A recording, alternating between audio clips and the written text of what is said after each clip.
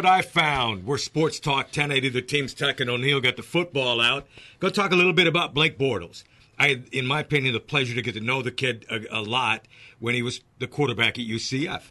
Now in his second year at Jacksonville, and he's created a little bit of a buzz at a press conference earlier this week, headed to Game 2, which was a comment, about the fans when somebody asked Blake about the fans criticizing play calling for the Jaguars, and he said it was like, a kindergarten kid in a discussion with a college kid, right? You got an issue with that? You know what? There are two sides of this story. I'm going to give you my side. Good. I don't care because I find it rather appealing when an athlete just says what's on his mind. I think it's the reason why we look up to a guy like Charles Barkley. He's not right all the time, but he's always going to shoot you straight and tell you what he thinks, and then get some laughs along the way.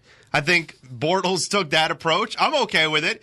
As an athlete, oftentimes, though, you're better off to keep your lips sealed because everybody else is going to make a big deal out of it, which I'm assuming is what people are doing right now, is they're saying, you can't say that. You can't insult the fans.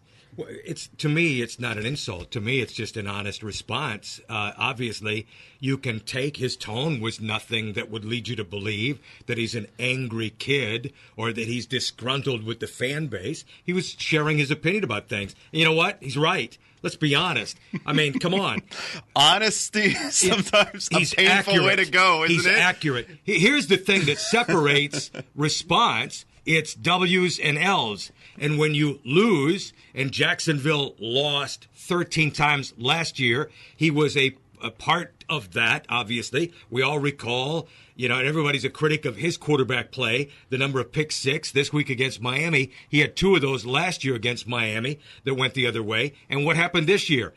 Coming out of the locker room with a lead at the half in Game 1 against Carolina, he throws an early pick six. They never lead after that. So it was a struggle. It was a hope. Fans know what the schedule calls for. Home game against Miami, an underdog at home. Road games at Indy, road games at New England to follow.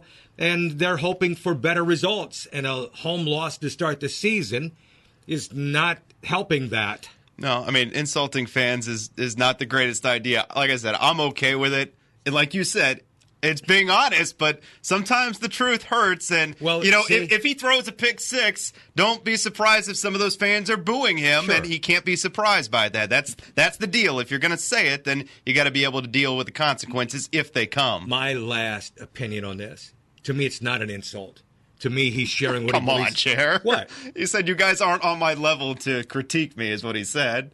No, you guys he are didn't say kindergartners. me. I'm a college He kid. said us. It was about us. It was about the play calling. Sure, same difference. All right. Well, we're going to find out.